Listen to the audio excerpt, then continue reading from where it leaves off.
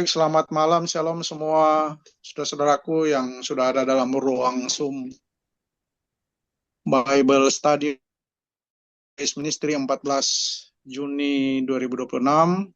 Kita boleh kembali lagi bertemu lewat pembelajaran Alkitab yang akan dibawakan oleh Kapten Jendri Gandaria MR MTH dengan tema UFO atau uap dalam epistemologi teologi. Terima kasih Allah Bapa di surga, di dalam nama Tuhan Yesus Kristus Juru Selamat kami, Tuhan Allah yang Maha Kuasa Maha Tinggi, pencipta langit dan bumi, laut, serta segala isinya, bahkan kami Tuhan Allah Abraham, sembah puji muliakan, telah selamatkan kami, ampuni kami, hapus semua dosa kami lewat karya pengorbanan Tuhan Yesus Kristus, kayu salib dengan darah-Mu tertumpah di bukit Golgota, bahkan menghidupkan kami semua yang percayakan janji firman-Mu, lihat kebangkitan-Mu, bahkan disediakan tempat yang lain, baik kami mempercayakan janji firman untuk ke surga bersama Tuhan selamanya. Dan terima kasih kami semua mengucap syukur tergabung Grace Ministry dalam pembelajaran oleh hamba-Mu, Kapten Jendri. Biarlah hikmat surgawi bagian kami semua untuk mengerti setiap kehendak Tuhan lewat setiap kebenaran firman-Mu, terutama hamba-Mu yang akan ini percaya materi malam hari ini, Pak Kapten Jendri MR MTH. Biarlah kami semua boleh dipenuhi rohani yang melimpah lewat setiap kebenaran firman-Mu. Terima kasih yang sudah stay di ruang Zoom hari ini. Tuhan berkati kami semua, bahkan terutama Pak Kapten Jendri. Kami hanya boleh menaikkan semua ungkapan syukur kami malam hari ini hanya kepada Bapa yang bertata dalam surga, mendengar menjawab berkati seluruh kehendak Tuhan. Dalam nama Tuhan Yesus Kristus Juru Selamat kami berdoa, kami mengucap syukur, berterima kasih. Haleluya, amin. Ya, baik Bapak Ibu Saudara-saudara yang diberkati oleh Tuhan, kita langsung saja dan kami menyerahkan ke Pak Kapten Jendri Adi Saputra Gandaria MR MTA. Silakan Pak Kapten. Shalom. Oke, terima kasih Pak Wi. Puji Tuhan, malam hari ini kita agak beda sedikit ya. Jadi pembacaan Alkitab nanti setelah di pembukaan, setelah slide-slide pembukaan, baru kita akan membacakan Alkitab. Saya akan share screen dulu supaya kita boleh sama-sama melihat untuk screen yang akan saya share.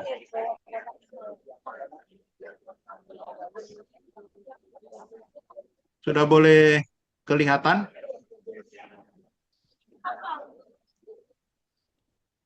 Sudah Pak. Boleh ya? Oke, terima kasih. Saya tidak pakai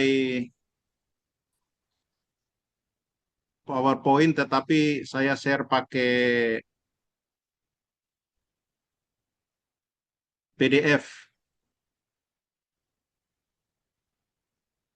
Nah, saat ini tentunya kita lagi rame-rame berbicara tentang World Cup ya, sepak bola, bapak-bapak terutama, di mana-mana kita berbicara tentang World Cup, Piala Dunia. Nah, mari kita untuk sementara waktu beralih suasana, di mana baru-baru saja kita diramaikan dengan perkembangan high teknologi tentang artificial intelligence, antara lain BCI ya, Brain Computer Interface, dua negara yang sedang berlomba, Amerika dan Tionghoa, Cina. Kalau di Amerika disebut dengan Neuralink, kalau di Tionghoa atau Cina dia sebut Neo. Nah, Kemudian ada nanoteknologi, 10 tingkat AI, transhumanisme, kemudian singularity, robot humanoid, robot, dan kini kita diperhadapkan dengan isu UFO atau Unidentified Object, kemudian dirubah oleh Amerika menjadi UAP. Ini bukan sekedar perang opini yang ramai di medsos, tapi anomali fisik yang diakui dunia internasional. Bahkan isu UAP ini meningkatkan grafik disrupsi media sosial akibat inovasi platform digital yang telah mengubah cara komunikasi manusia. Siapa saja yang berinteraksi via medsos akan mudah terpengaruh dan mungkin terbawa tren dari penerima pasif menjadi kreator aktif jika tidak atau bukan merupakan pribadi yang baru yang disebutkan di dalam 2 Korintus 5 ayat 17 sebagai ciptaan baru. Maka besar kemungkinan kita akan terjebak. Kita akan bertanya-tanya, apa UFO itu? Apakah dia ada di dalam Alkitab atau tidak? Atau bagaimana? Jadi kita akan terjebak di dalam logical fallacy, ya. Agar tidak terjebak di dalam kerancuan logical fallacy, maka ada baiknya kita perlu membedakan dengan jelas antara fakta yang terdokumentasi, kemudian yang kedua kesaksian, kemudian spekulasi, epistemologi teologi yang terakhir. Nah, untuk fakta yang terdokumentasi, silakan melayari webnya Department of War United States of America. Jadi Amerika sekarang dia punya Department of War, Departemen Perang itu, boleh websitenya kita buka. Siapa saja boleh buka. Minggu lalu saya sudah share website link All Domain Anomaly Resolution Office ke Pastor Walda. Nanti kalau mau silakan minta ke Pak Pastor Walda. Kita boleh membaca sejarah tentang UFO atau UAP, bahkan boleh langsung berinteraksi guna melaporkan penampakan yang kita lihat atau bersaksi tentang kejadian yang kita alami yang berkenaan dengan unidentified anomalous phenomena. Sebentar, saya tutup dulu radionya.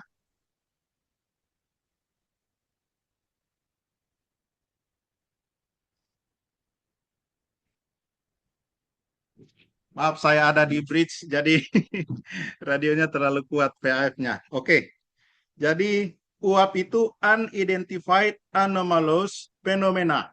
Itu kepanjangan UAP.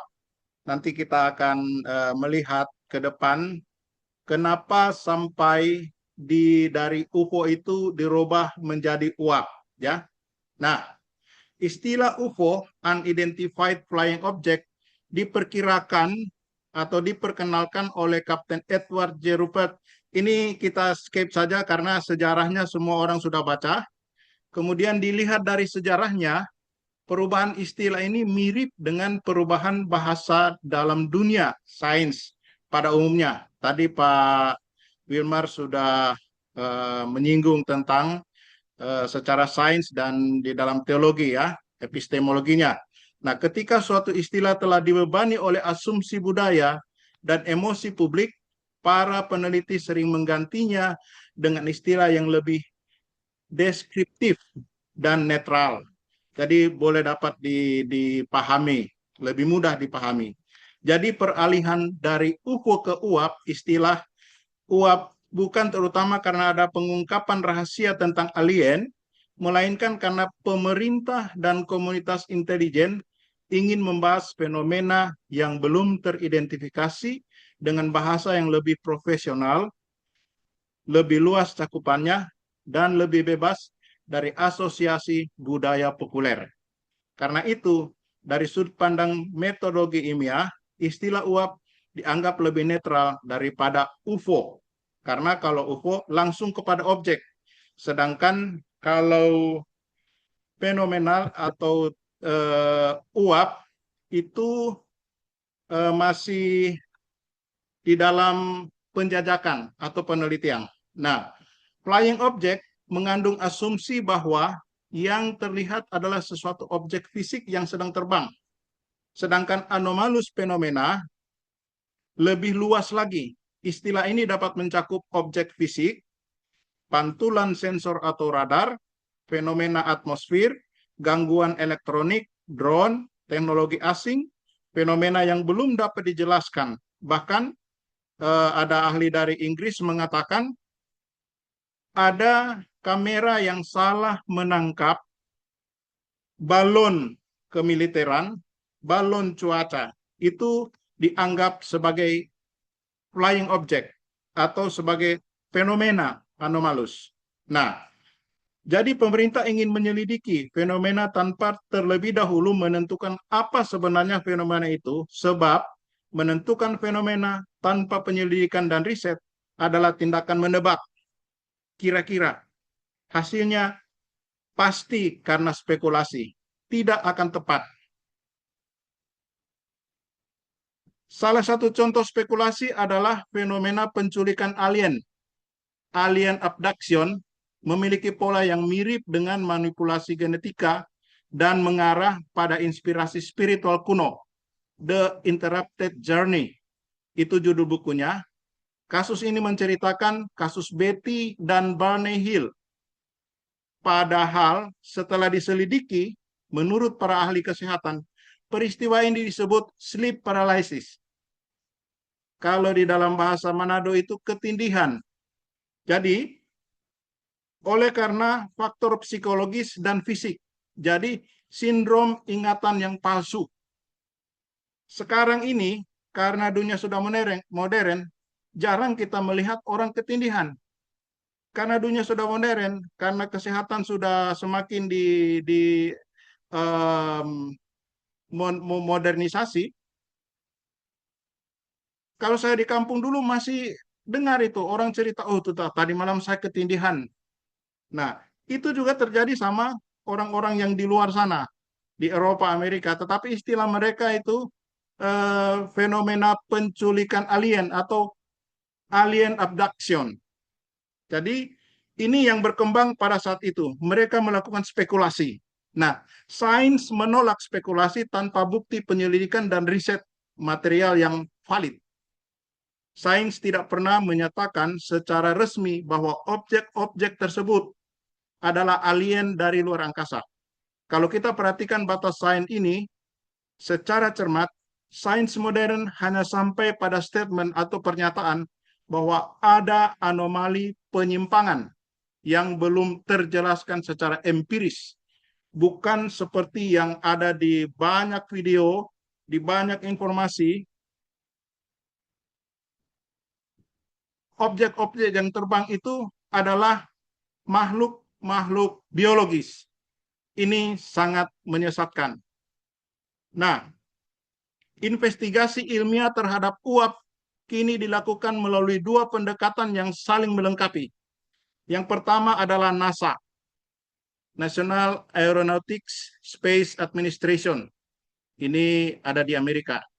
Berfokus pada metodologi sains, terbuka, dan pengumpulan data sipil dari masyarakat. Kemudian yang kedua, kantor All Domain Anomaly Resolution Office. Silakan kita ketik di Google AARO. Nanti dia akan muncul linknya itu, kita boleh masuk di sana. Kita boleh bertanya apa saja di sana, bahkan kita boleh upload video kita bahwa kita berhubungan dengan alien atau kita pernah berjumpa dengan alien. Nah, itu. Kantor ini di bawah Pentagon yang berfokus pada intelijen militer, keamanan nasional, dan data yang terklasifikasi. Nah, data yang terklasifikasi inilah yang baru-baru oleh program Pursuit oleh Donald Trump itu dibuka. Jadi penerapan kebijaksanaan transparansi administrasi Donald Trump melalui program Presidential Unsealing and Reporting System for UAP Encounters atau dipersingkat Pursuit, memicu gelombang deklasifikasi dokumen militer secara masif. Yang saya bagikan kepada Pastor Walda itu kurang lebih 222 file sejak filenya itu sejak 1952. Sebenarnya cerita UFO itu mulai ada muncul sekitar 1947 ketika mereka melihat 9 objek di Washington. Nah, kebijakan ini menciptakan jembatan epistemologis yang unik antara deskripsi teknologi modern dengan Alkitab. Sebelum kita masuk pada analisis komparatif, kita melihat dulu kesaksian ufologi atau ahli UFO, Profesor Haim Esed. Dengan dia wawancara dengan surat kabar Israel, namanya Yediot Ahronot, juga dalam bukunya The Universe Beyond the Horizon. Yang pertama dia bilang, makhluk luar angkasa itu nyata. Mereka bergabung dalam sebuah organisasi yang namanya Galactic Federation. Federasi ini sudah lama menjalin hubungan rahasia dengan pemerintah Israel dan Amerika. Ini menurut si Profesor Haim Esed. Yang kedua, manusia belum siap secara mental dan teknologi. Kemudian yang ketiga, ada kerjasama mencakup izin untuk makhluk asing dalam bereksperimen di bumi guna memahami struktur alam semesta. Dan yang keempat, dalam beberapa diskusi lanjutan, mereka pernah beberapa kali mengintervensi untuk mencegah terjadinya bencana melalui perang nuklir yang dapat memusnahkan manusia. Tetapi pernyataan dari Profesor Haim Esed ini dibantah keras oleh NASA, kemudian oleh seorang Profesor Nick Pope, yaitu dari Kementerian Pertahanan British atau Inggris, British Defense Ministry. Yang kedua juga dari Isaac Ben Israel. Dia dari Institut dari Space, Israel Space Agency Association. Jadi dari Badan Antariksa Israel, si Isaac Ben. Kemudian ada juga bantahan dari Gedung Putih dan juga Pentagon membantah kesaksian dan buku karangan si Profesor Haim Esed. Kalau kita mendengar ini, membaca ini, kita akan bingung. Nah, tetapi menurut Profesor Avi Loeb, Harvard University, peneliti Israel juga, mengenai isu uap ini melalui sains empiris dalam proyek Galileo, bahwa fenomena aneh yang terjadi di langit maupun objek antar bintang yang disebut Oumuamua kemungkinan besar adalah sampah luar angkasa atau artefak teknologi asing atau milik peradaban purba kuno. Ini sering dibuat video di mana ada UFO yang mendarat di ujung daripada piramida. Karena menurut mereka ada hubungan antara UFO dengan bangunan-bangunan purba atau hal-hal kuno yang dulu yang ada di Timur Tengah. Nah, mari kita lihat analisis komparatif membedah bagaimana metode objektif historis kristis dan metode konstruktivisme mendekonstruksi fenomena uap, bola api, kereta berapi, keterlibatan entitas Nephilim, serta bagaimana korelasi ini dijajarkan dengan pandangan para pakar UFO atau uap. Narasi UFO sekuler sering menggeser posisi Alkitab sebagai otoritas tunggal keselamatan. Ini yang berbahaya. Oleh sebab itu, rightly divide atau pembagian dalam pembedaan dengan benar terhadap eksegese Alkitab itu sangat-sangat esensial atau sangat penting.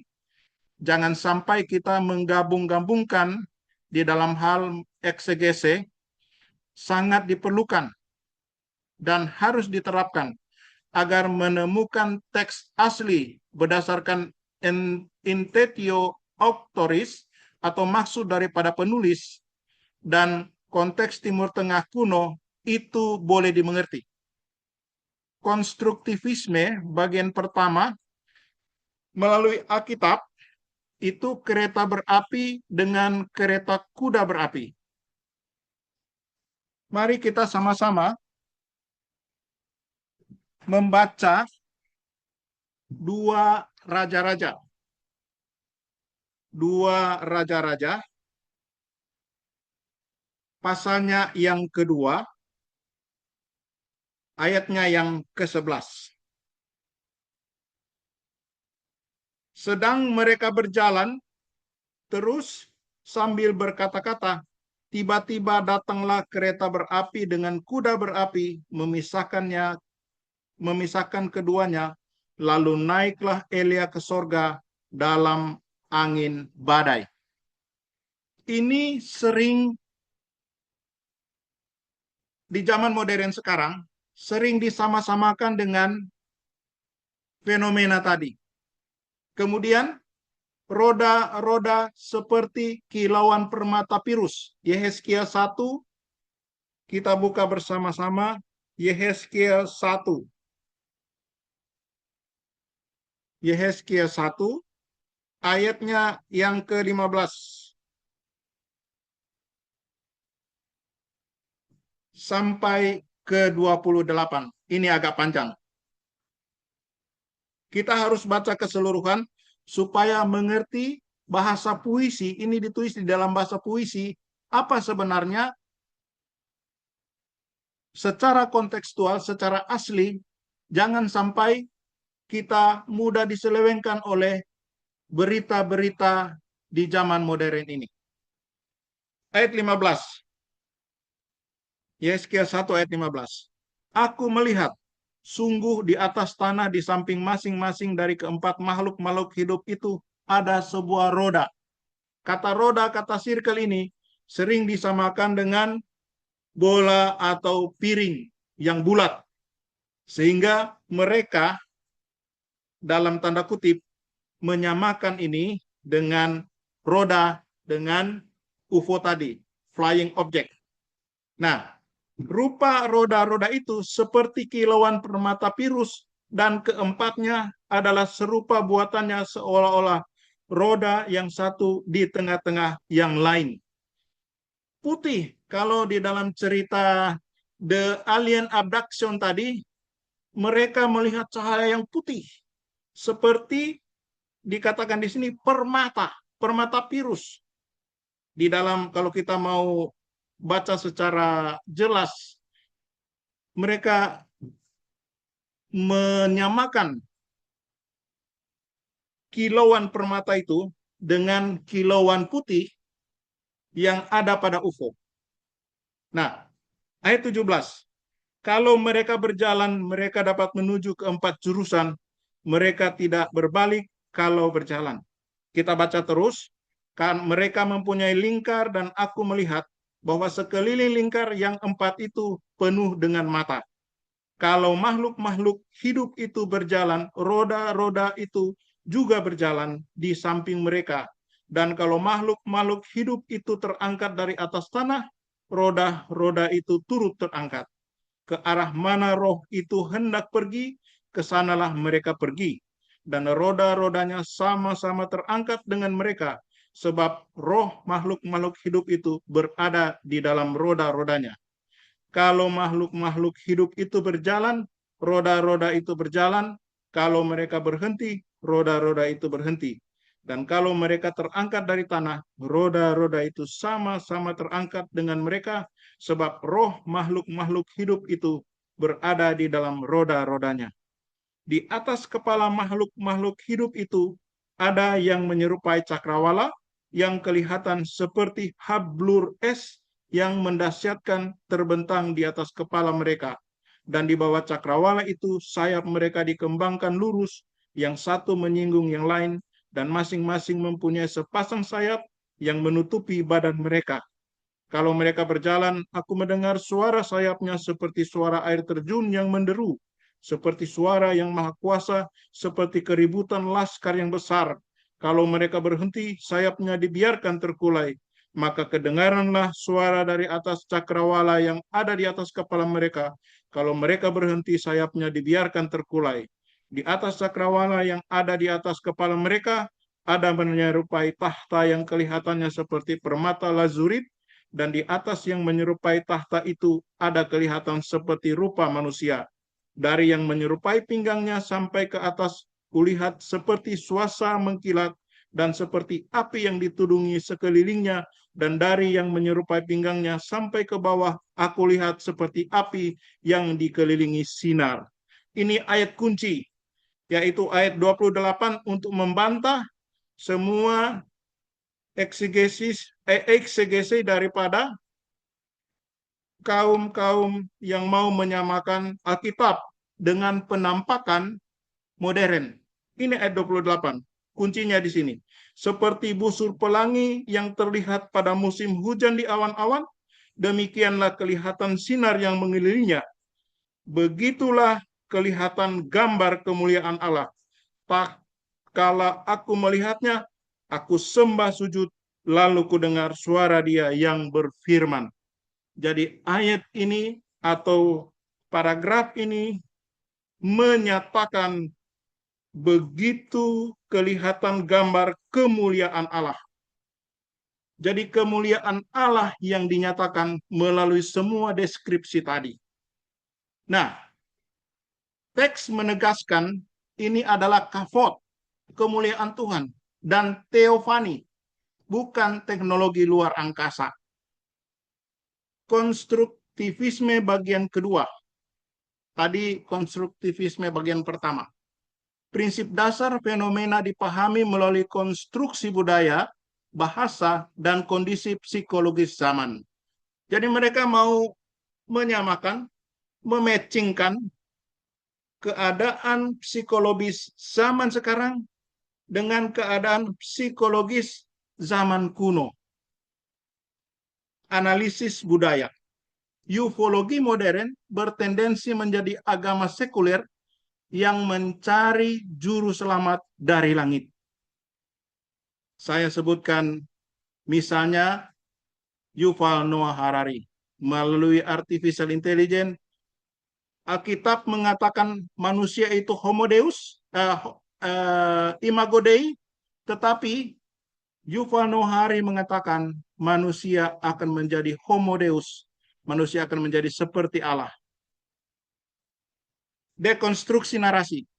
Kalau penampakan alien dibongkar sebagai proyeksi kebingungan, bahkan mungkin ketakutan eksistensial manusia modern, kesimpulan konstruktivis, maka uap tidak bebas dari efek perspektif saat ini, melainkan dibentuk oleh konsumsi media dan budaya populer. Di mana budaya sekarang, orang sangat gampang melalui deepseek, melalui deepfake, orang dapat merubah. Foto kita aja yang diam, boleh menari-menari. Kita diam aja tutup mulut. Tiba-tiba kita sudah ngomong, sudah menyanyi. Ini budaya modern yang sangat populer sekarang. Kita berada di dalam kebenaran, bisa diselewengkan di dalam kesalahan. Perbandingan epistemologi. Kita menggunakan historis kritis dan konstruktivisme. Berpijak pada teks kuno asli, teks mengontrol penafsiran manusia, itu historis kritis. Nah, secara konstruktivisme berpijak pada pembaca modern, budaya manusia mengontrol penafsiran fenomena. Jadi berdasarkan melihat fenomena, mereka mau menafsirkan dan mau mengontrol, berusaha, ingin mengetahui apa sih yang ada sekarang. Nah, titik temu daripada kedua historis kritis dan konstruktivisme ini adalah kedua metode menolak mentah-mentah penafsiran ufologi sekuler yang memaksakan teknologi modern ke dalam Alkitab. Ini banyak dilakukan sekarang. Ada banyak berkhotbah tentang yang kita baca tadi, Raja-Raja dan Yehezkiel. Bahkan dihubung-hubungkan dengan wahyu, dihubung-hubungkan dengan eskatologi. Hati-hati. Kita lanjut dengan genealogi Nephilim dan hipotesis ufologi. Karena ada di zaman modern ini mengatakan Nephilim atau orang-orang raksasa itu termasuk salah satu makhluk alien. Ini hati-hati. Kejadian 6 ayat 1 sampai 4. Mari kita baca.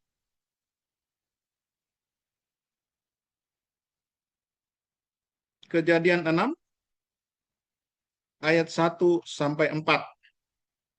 Kejahatan manusia.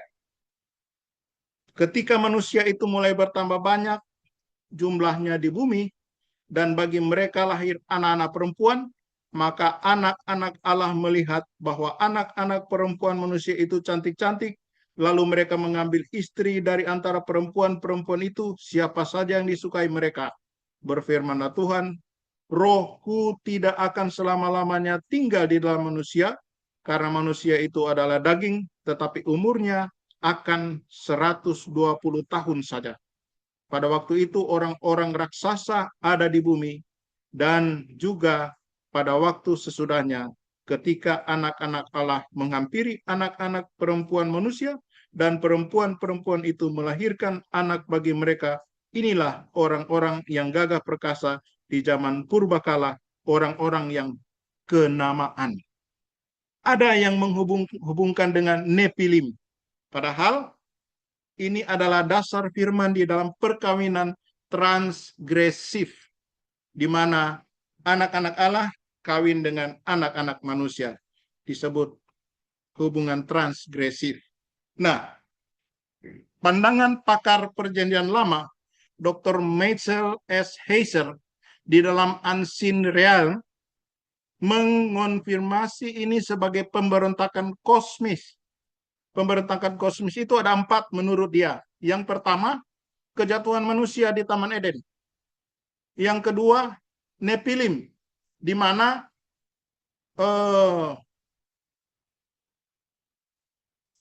anak-anak Allah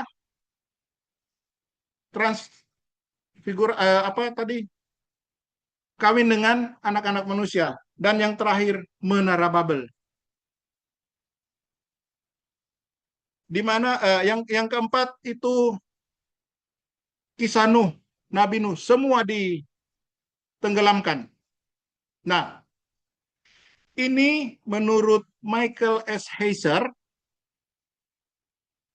manusia dan makhluk-makhluk tadi, kita sudah berbicara tentang alam roh, berada di Divine Council. Itu di dalam Mazmur 82 ayat 1. Di sidang di sana. Mari kita baca Mazmur 82 ayat 1. Mazmur 82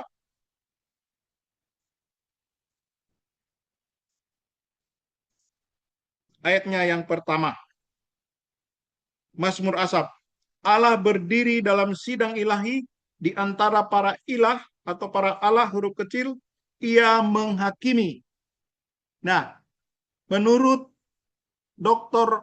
Michael S. Heiser, inilah penghakiman bagi pemberontakan kosmis tadi. Nah, kosmis berbicara tentang dunia ini dan berbicara tentang roh yang ada di dalam dunia ini. Nah, uap bukanlah bukti evolusi kosmis, melainkan pengingat bahwa peperangan rohani kita melibatkan penguasa-penguasa di udara. Efesus 6 ayat 12. Perlawanan kita bukan melawan darah dan daging. Makanya hati-hati dalam menghadapi distorsi spiritual akhir zaman ini. Ada banyak cerita. Kita bukan berhadapan secara fisik orang dengan orang, tetapi saya mau bersaksi istri saya saja. Di ATM boleh kena hipnotis. Dia mau cabut ATM, ada orang di samping. Ada banyak terjadi. Ada orang nelpon, ya. Saya bukan mau nakut-nakuti, tetapi saya mau bilang Efesus 6 ayat 12 benar-benar nyata. Kalau ada Pak Chandra di sini, Pak Chandra lebih tahu itu tentang alam roh. Bagaimana dia berperang dengan alam roh. Nah, kesimpulan, entitas uap lebih dekat didefinisikan sebagai manifestasi spiritual demonis, spiritual yang black itu, antar dimensi, bukan makhluk biologis antar galaksi. Jadi, kalau kita melihat sesuatu itu, harus ingat firman Tuhan. Jangan sampai kita ditakut-takuti. Jadi, percaya dalam otoritas Alkitab, bahwa kitab yang kita imani secara mutlak menjelaskan realitas spiritual maupun fisik. Jadi Alkitab berbicara tentang dua, secara tubuh jasmani dan secara tubuh rohani, spiritual. Nah, adalah pencipta dan penguasa seluruh alam semesta. Allah adalah pencipta dan penguasa seluruh semesta. Kalau misalnya ada yang bilang bahwa UFO atau segala macam itu adalah ciptaan manusia, ya kita percaya. Tetapi Kolose 1 ayat 16, patokan kita selalu firman Tuhan. Kolose 1 ayatnya yang ke-16.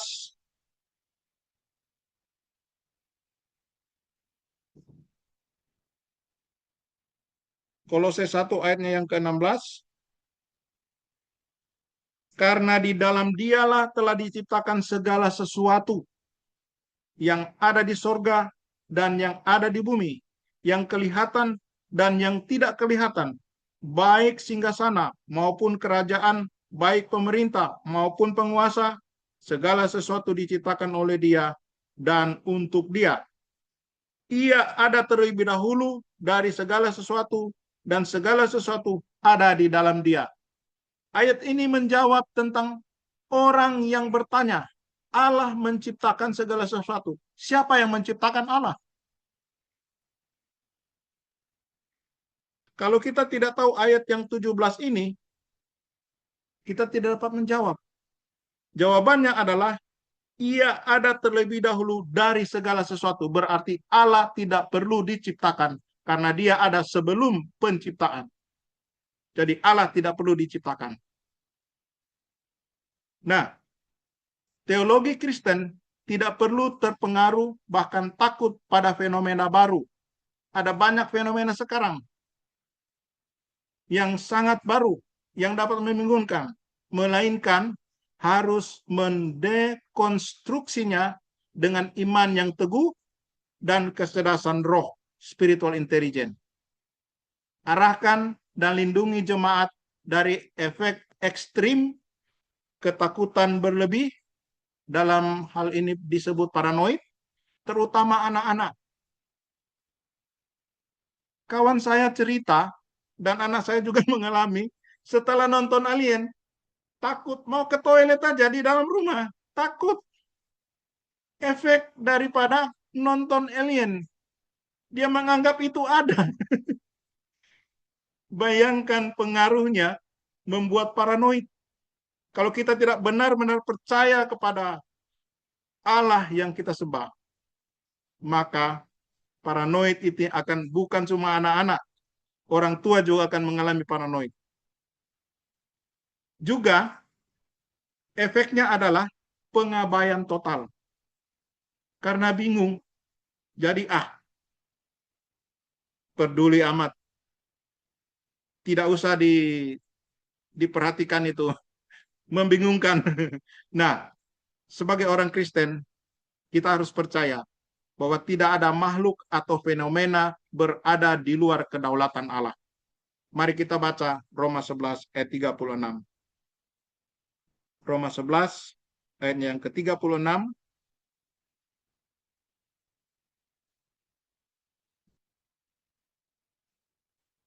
Sebab segala sesuatu adalah dari Dia. Dia huruf besar berarti dari Allah. Dan oleh Dia, oleh Allah, dan kepada Dia, oleh Allah, bagi Dialah kemuliaan sampai selama-lamanya. Orang percaya harus menguji setiap klaim anomali dengan firman Allah. Yohanes 1 surat 1 Yohanes 4 ayat 1. 1 Yohanes 4 ayat 1. Ini kita sudah mendekati kepada slide yang terakhir. Yohanes 1 Yohanes 4 ayatnya yang ke-1.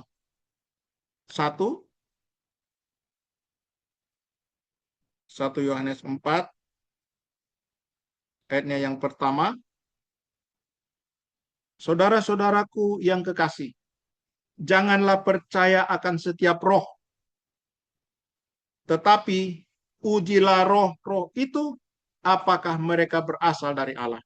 Sebab banyak nabi-nabi palsu yang telah muncul dan pergi ke seluruh dunia. Saya bukan mau bilang bahwa UFO atau uap itu nabi palsu, tetapi saudara sendiri yang mengambil keputusan melalui apa yang kita bicarakan saat ini. Ini yang terakhir, sekalipun entitas cerdas di luar kosmos atau di luar bumi, suatu hari nanti akan terbukti secara ilmiah, karena saat ini para saintifik, para orang-orang pintar, orang-orang yang berilmu, mau membuktikan bahwa kosmis atau makhluk entitas cerdas itu di luar sana ada, suatu hari akan terbukti. Hal tersebut tidak pernah dan tidak sekali-kali akan menggagalkan rencana keselamatan atau soteriologi Allah. Karena rencana Allah untuk menyelamatkan manusia sudah sejak awal dan sampai selama-lamanya. Ini tidak akan pernah dapat digagalkan sekalipun entitas cerdas di luar kosmos itu akan terbukti ada. Kita tetap berpegang teguh kepada iman kepada Allah. Kedaulatan Kristus dan anugerahnya tetap sempurna. Kesempurnaan anugerahnya telah terbukti melampaui kekuatan, penderitaan, bahkan mengalahkan sengat maut. 1 Korintus 15 ayat 55. Yesus Kristus dan Alkitab yang kita percayai menegaskan bahwa orang percaya hidup di bawah karunia Allah. 1K. Kata huruf K ini adalah wakil atau simbol daripada ribu. Jadi 1K 15 1K 15 1 2 3 4. Maksudnya adalah 1 Korintus 15 ayat 1 2 3 dan 4 bahwa orang percaya hidup di bawah kasih karunia Allah. Inilah Injil yang benar, yaitu Yesus Kristus sudah menderita, mati, dikubur, dan bangkit. 1K 15 1 2 3 4. Amin. Mari kita berdoa.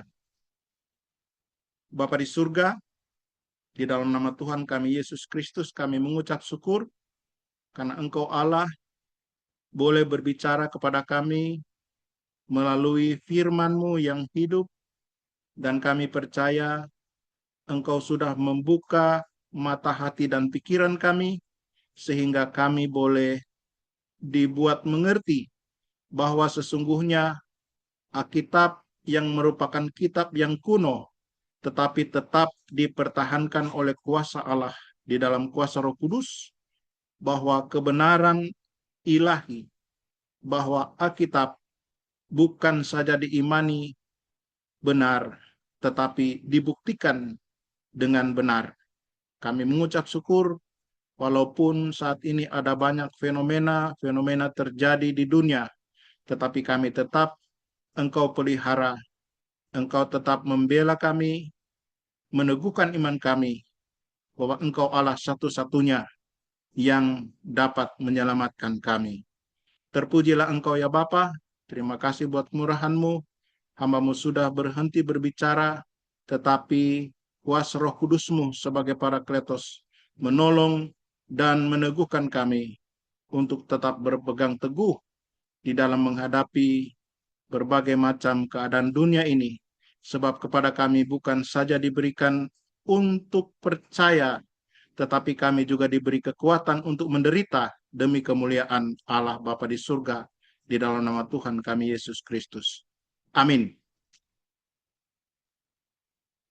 Saya serahkan kepada hambanya Pak Wi. Silakan. Ya baik, terima kasih hambanya Pak Kapten Jendri Adi Saputra MTH yang sudah boleh menyampaikan pemaparan materi uap atau uap dalam epistemologi teologi. Nah, kita akan coba masuk ke uap ini. Mungkin ada rekan-rekan kita yang ada dalam ruang Zoom ini yang mungkin lebih tentang UFO atau uap ini dalam epistemologi teologi. Bentar mungkin bisa menyampaikan langsung ke Pak Kep Jendri. Namun sebelum saya ke saudara-saudara yang dalam ruang Zoom ini, saya coba Pak Kapten Jendri bisa lebih memberikan penjelasan, karena kalau melihat tadi bahwa UFO uap ini menantang manusia untuk merefleksikan kembali batas-batas dan menempatkan eksistensi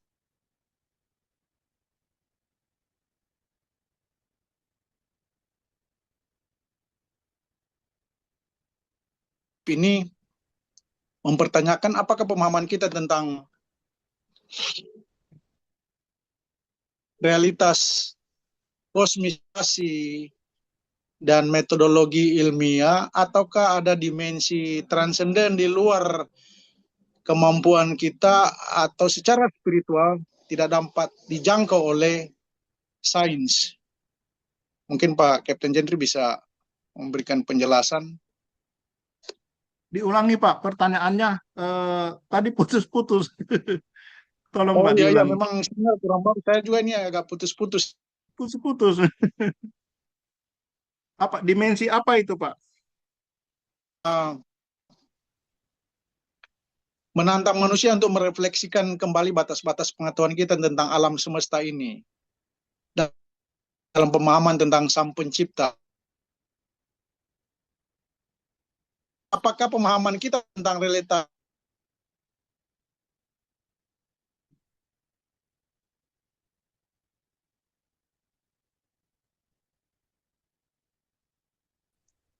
yang tidak dapat dijangkau oleh sains?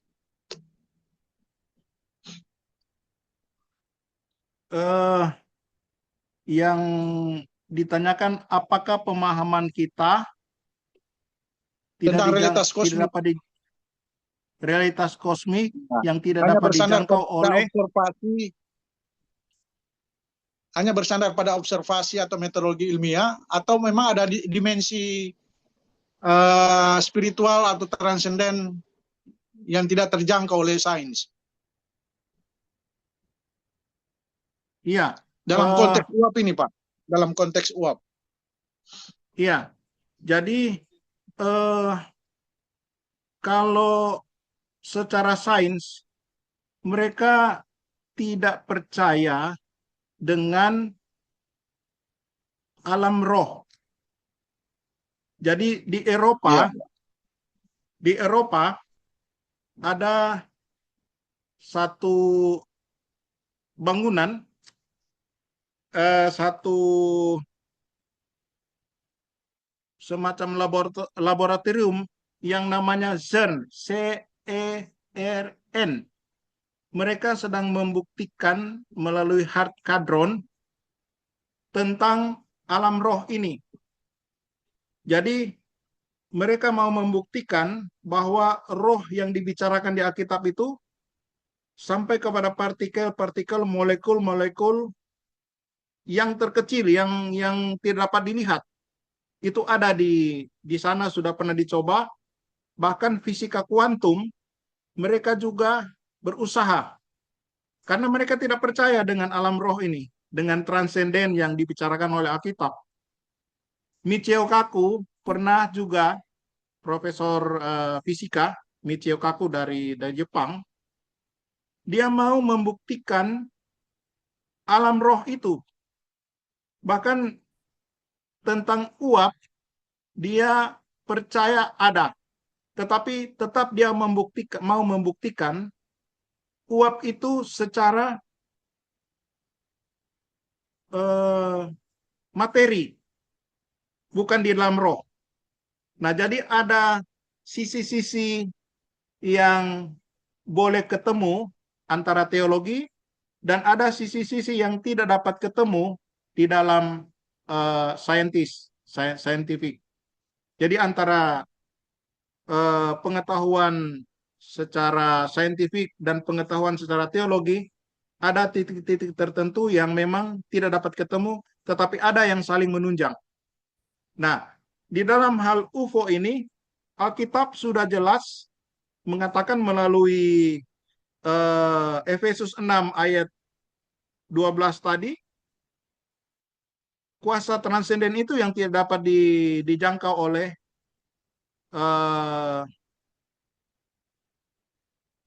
para saintifik tadi.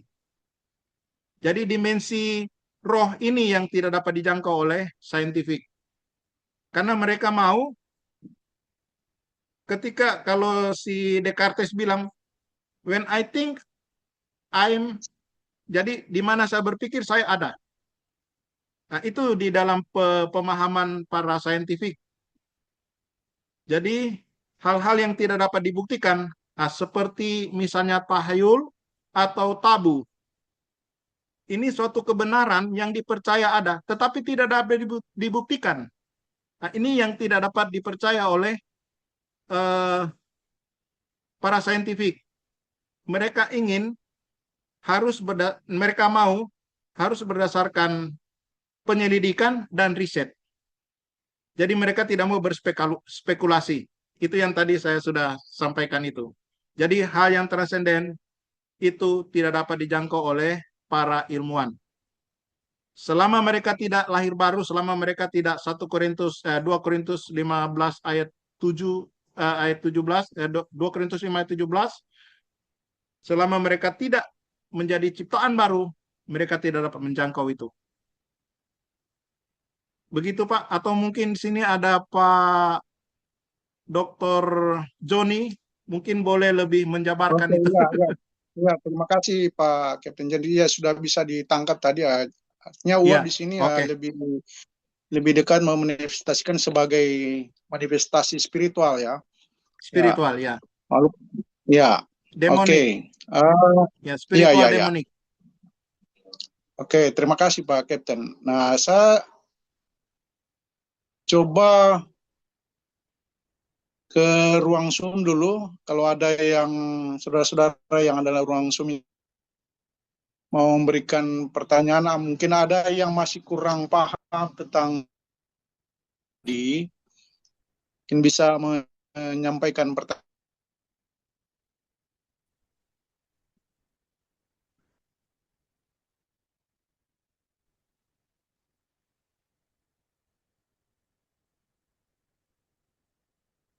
Oh, Pak Kapten Jendri mungkin bisa juga memberikan penjelasan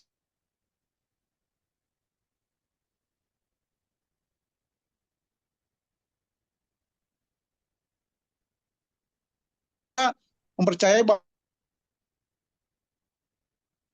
Sini ada yang di ya Shalom Pak Pak. Kap, Ya, putus-putus. ya ya Maksud Bapak tadi apa? ya maksud saya mungkin mungkin Pak Kapten Jendri bisa menjelaskan lagi Oh, oke. Di sini ada Brother Roy mendefinisikan Roland. sebagai Saya ya. saya punya kawan itu, Roy Roland. Dia juga pelaut, Pak. Jadi terima kasih Brother Roy sudah bergabung di sini. Kita ada silakan Brother Roy kalau ada ini yang perlu Ya, silakan ditanya atau saudara-saudaraku kalau ada yang mau tanggapan Brother Roy bertanya. Roland.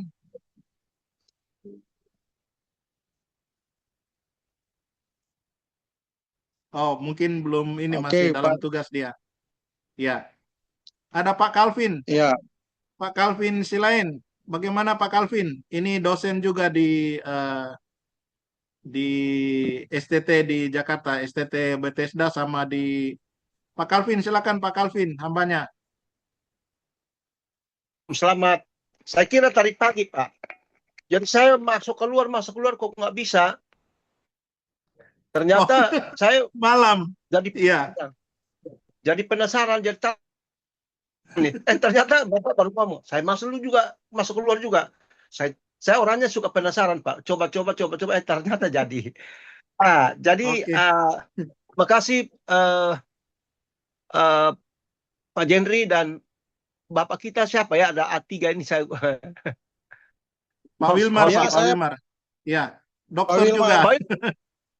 Ya, Ya, jadi saya menikmati penjelasan tadi sambil bingung, Pak. Karena saya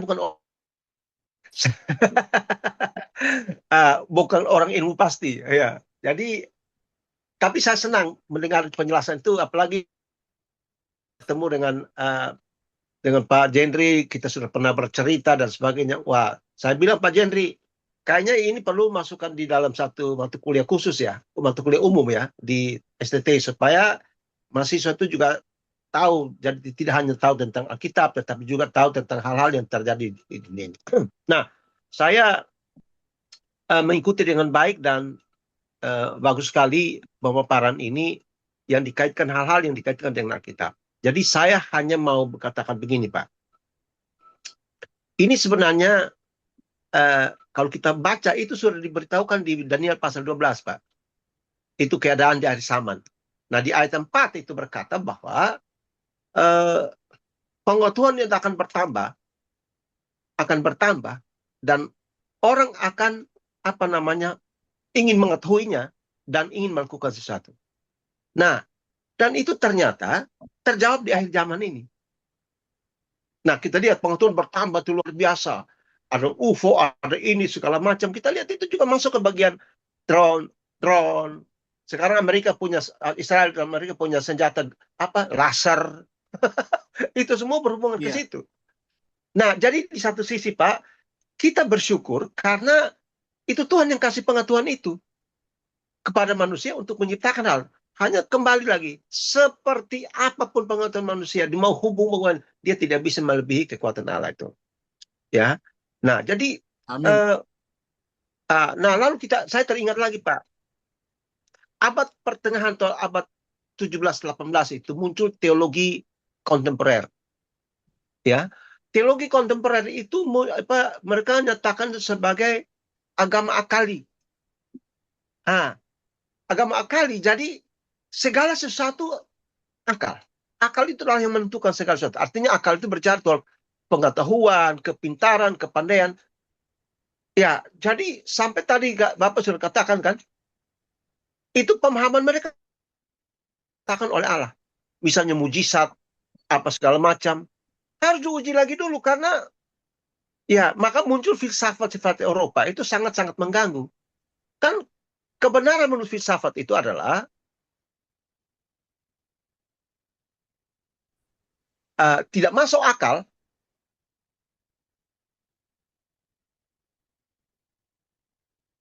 Tadi Yeskiel itu ya, Pak. Ya, Yeskiel. Apa itu? Itu sebenarnya Allah, kemahakuasaan Allah. Ya, sifat non moral Allah. Ya, Allah itu maha tahu. Manusia sok tahu, suka tahu, pingin tahu dan sebagainya kan. Nah, jadi saya ingat di pepatah Arab ada bilang begini, Pak. Orang yang tahu bahwa ia tahu, orang yang tahu bahwa ia tidak tahu dan ia tidak, orang yang tahu bahwa ia tidak tahu dan ia tahu, ini orang sok tahu nih, Pak. Tapi orang yang tahu bahwa dia tidak tahu dan dia mau tahu, nah ini orang mau belajar. Nah, ini masalahnya. Kita semua itu belajar, tetapi jangan sampai sepintar apapun, jangan sampai itu dengan firman Tuhan itu tidak bisa di. Jadi itu muncul. Makanya jangan heran Eropa sekarang tinggalkan imannya, ya, teknologi yang ini kan, orang nggak perlu iman lagi, tinggal tekankan ada satu ranjang yang mahal sekali 63 miliar. Tahu apa ranjang apa itu? Wah, itu nggak usah mau tinggal tekan tombol keluar makanan ini segala macam, dan wah, itu luar biasa. Dan itu tidak bisa dibeli oleh siapapun. Orang kaya raya sekali baru bisa.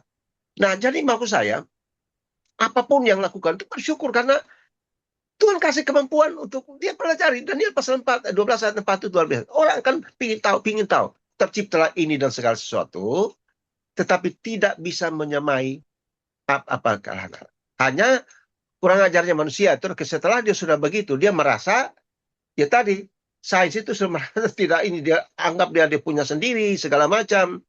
Nah, makanya orang kalau mengenal Tuhan dulu, baru dia tahu. Iya kan? Ini semua karena Iya. dari Tuhan. Ya, Tuhan kasih pikiran, kepandaian. Iya kan? Kan mereka ciptakan itu juga, mereka sekolah dulu. Bukan berarti nggak belajar dulu. Kalau Tuhan beda. Ya, dalam peristiwa penciptaan, ya kan Tuhan yang ngomong doang jadi kok. Iya kan? Jadilah bumi, jadilah langit bumi, lah terang, ini segala macam. Siapa yang menyamai itu? Ya kan? Nah, jadi manusia itu terdiri 3 unsur. Unsur pertama tubuh, jiwa, roh. Nah, tubuh itu ini dia, objek penderita. Tapi unsur pertama pikiran, perasaan, dan kemauan. Pikiran itu berhubungan dengan pengetahuan, ilmu pengetahuan. Jadi, ya sekali kita nih, Pak Jenny juga nggak bisa ngomong gitu kalau Bapak juga nggak pelajari itu. Saya pun nggak bisa ngomong apa kalau nggak belajar sesuatu. Begitu juga Pak Wilmar. Nah, keahlian kita yang bersyukur kan Tuhan yang kasih keahlian itu, sehingga kita bisa punya daya cipta. Nah, manusia harusnya sadar bahwa ini daya cipta. Bersyukur kan Tuhan kasih dia daya cipta yang luar biasa, sehingga dia mampu menciptakan sesuatu. Itu Pak ya, jadi kita bersyukur. Teknologi itu bersyukur karena perkembangan kemajuan teknologi yang luar biasa di hari zaman. Sebentar apa lagi? Saya baca lagi Israel punya senjata di langit sana. Tidak ada senjata itu, tinggal tekan tombol, habis semua di dunia. Jadi, coba aja kita lihat Israel, roda-roda sebenarnya orang mulai, ya ini ada lagi yang ambil ilmu ketuhan dari roda-roda ini. Padahal ini roda ini digerakkan oleh Roh Kudus sendiri, Roh yang menggerakkan roda. Itu roda berbicara tentang pemeliharaan Allah, kehadiran Allah, dan sebagainya.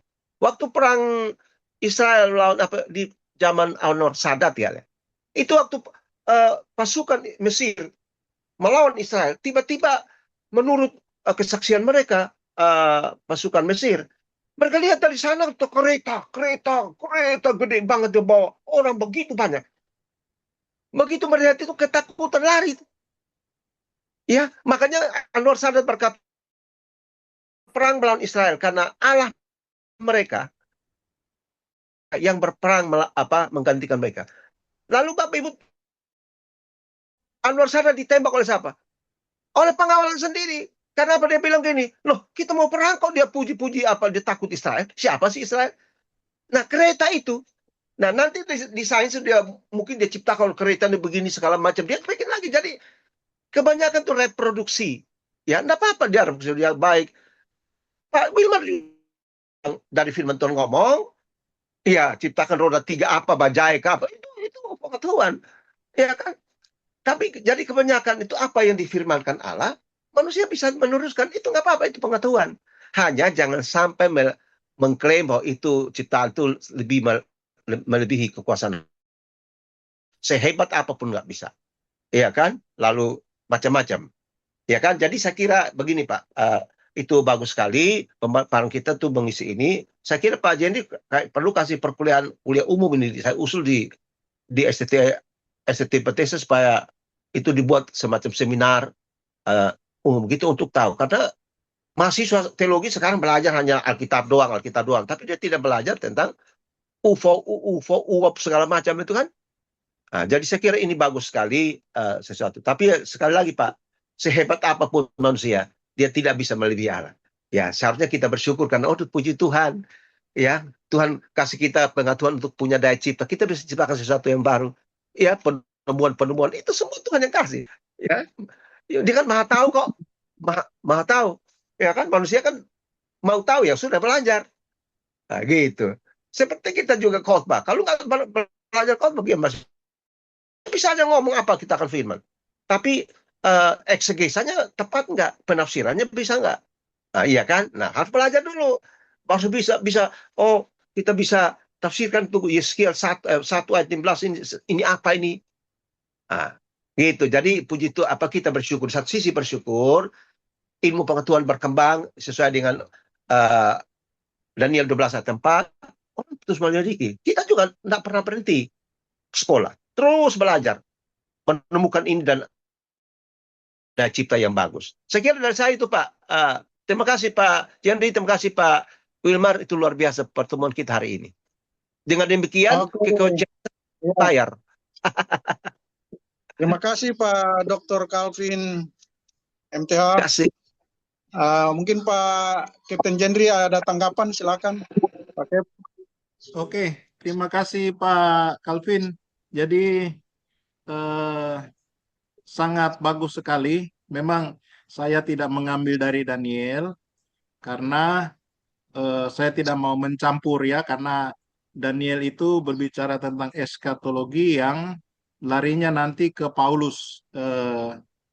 Sebab rahasia itu diberikan hanya kepada Paulus. Jadi saya tidak masuk ke sana, tapi saya hanya berfokus pada ini. Tapi terima kasih karena sudah menambahkan, memang pengetahuan akan bertambah, dan pengetahuan yang paling sangat menentukan keselamatan kita adalah pengetahuan di dalam hal anugerah, di mana Paulus Amin. menyampaikan tentang Injil anugerah itu.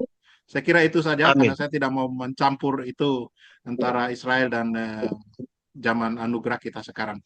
Terima kasih Pak Wilmar, silakan. Oke, baik. Terima kasih untuk tanggapan dari Kapten Jendri. Pak Dr. Calvin, ada yang mau disampaikan atau sudah cukup?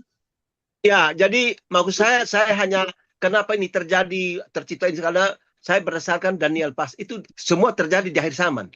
Sebelum zaman itu kan tidak kan, tapi ketika Tuhan berbicara kepada Daniel di waktu pembuangan, lihat ini akan terjadi dan pengetahuan akan bertambah dan itu termasuk. Jadi maksud saya dasar ini kenapa semua terjadi begini perkembangan itu dasarnya dari pasal 12 ayat 4 itu. Sehingga sekarang semua orang bisa menciptakan ini, menciptakan daya cipta luar biasa, negara maju. Nah, itu semua sebenarnya di ayat 4 bagian terakhir itu, Pak. Semua akan orang ingin tahu dan kamu akan lihat itu akan semua orang akan menyelidiki. Artinya menyelidiki sesuatu lalu menciptakan sesuatu. Jadi semua yang tadi sudah disampaikan ini sebenarnya bersyukur karena perkembangan kemajuan dari teknologi yang sebenarnya sudah disampaikan oleh Tuhan, semua baru terjadi, ya kan? Begitu juga kalau secara eskatologi misalnya di Daniel pasal 9 ayat 24-27. Nah, itu terjadi nanti sekarang, ya. Itu berapa ribu tahun. Dan nanti akan terjadi pada hari zaman itu kan, ya kan? Sekarang terjadi. Semua. Jadi saya kira dasar ayat itu yang membuat semua berkembang dan sebagainya. Ya, itu Pak. Udah dari saya ya. Terima kasih. Ya, terima kasih Pak Dr. Calvin.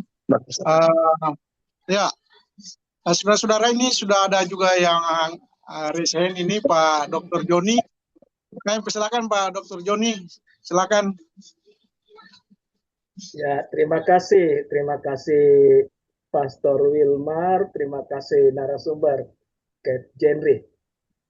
Pertama saya senang sekali karena materinya ini sangat menginspirasi dan salut buat narasumber karena tidak melakukan lompatan tafsir gitu.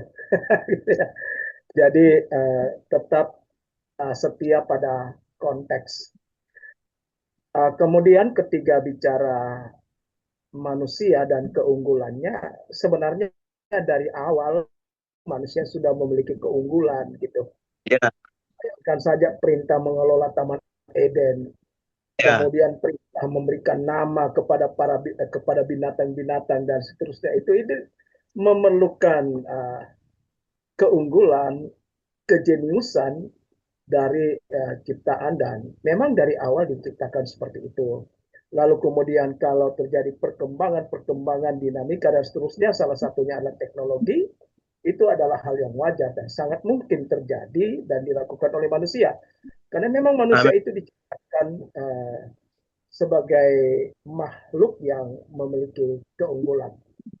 Baik, untuk UFO dan UAP ini kita tidak boleh berspekulasi lalu kemudian mengatakan itu sama dengan malaikat. Gitu ya. Kemudian itu setan, Ya, itu alien, atau UFO itu adalah tanda akhir zaman gitu ya. Saya tidak mau berspekulasi ke sana. Lebih bagus kalau Alkitab diam ya kita diam. Dengan demikian kita berada pada posisi yang aman.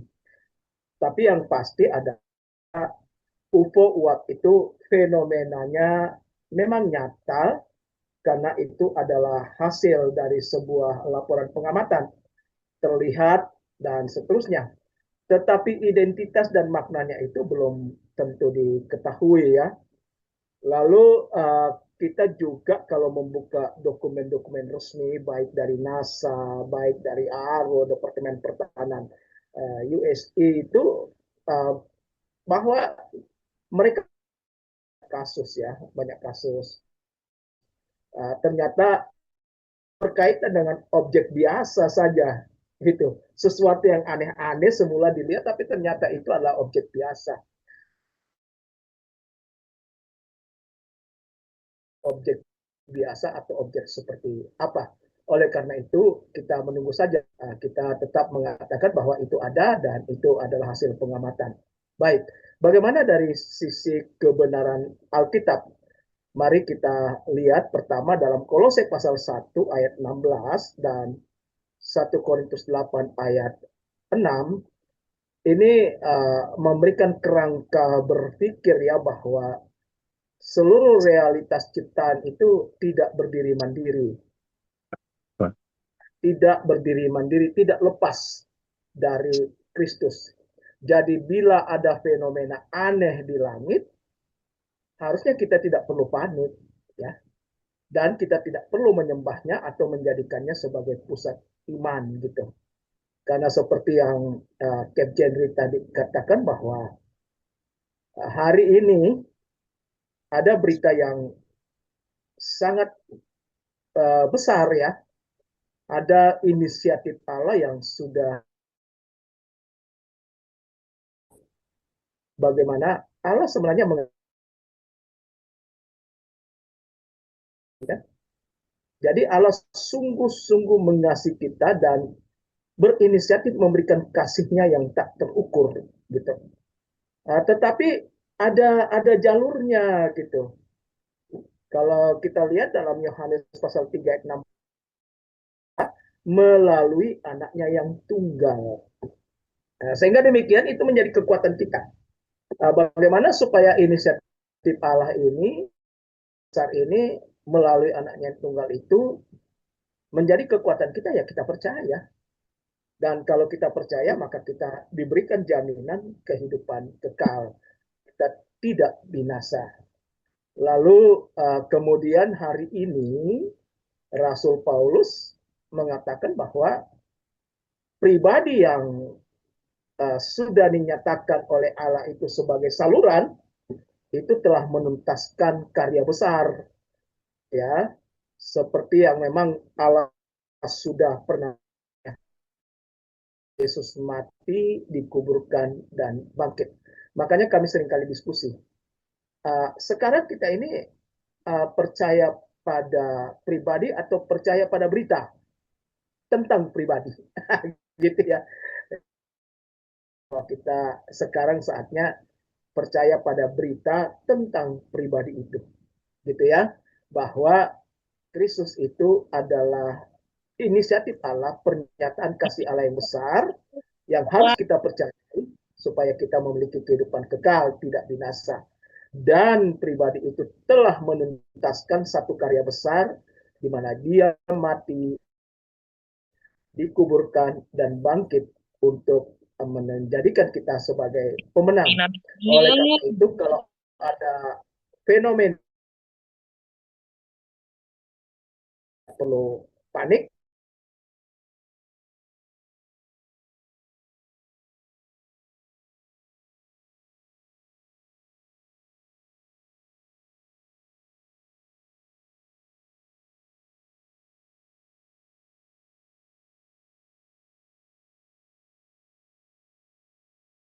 dan ada tipu daya rohani.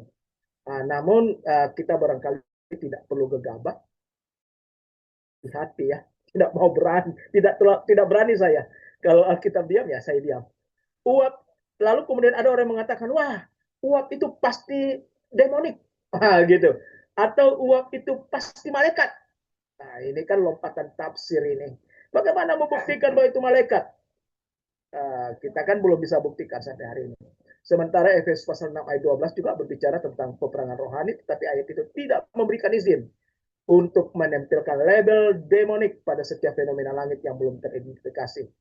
Kalau dalam metodologi teologi yang sehat, data empiris dan eksegesis, teks itu tidak boleh dicampur secara spekulatif karena itu berbahaya.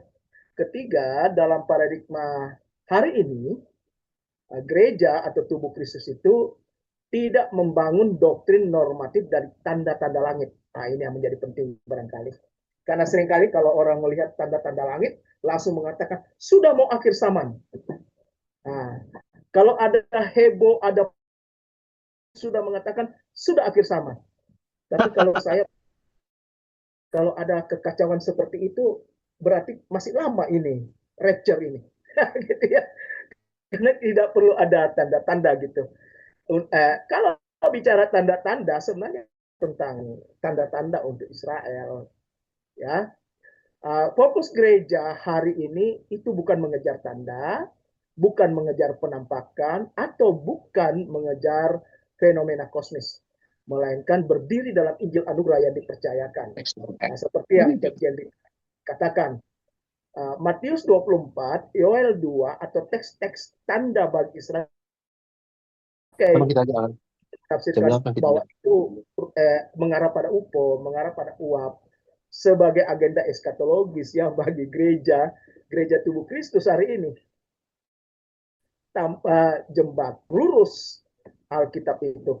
Karena seringkali kita mencampur adukan ini, gitu ya, gereja dengan Israel. Kemudian keempat, bila suatu pengalaman UFO atau uap itu membawa pesan rohani, wahyu rohani atau klaim keselamatan lain, maka ukurannya bukan rasa takjub, teknologi atau pengalaman visual, melainkan Injil yang benar, gitu. Galatia 1 ayat 8 bahkan berkata begini, bila malaikat dari surga memberitakan Injil lain, ya harus ditolak, gitu.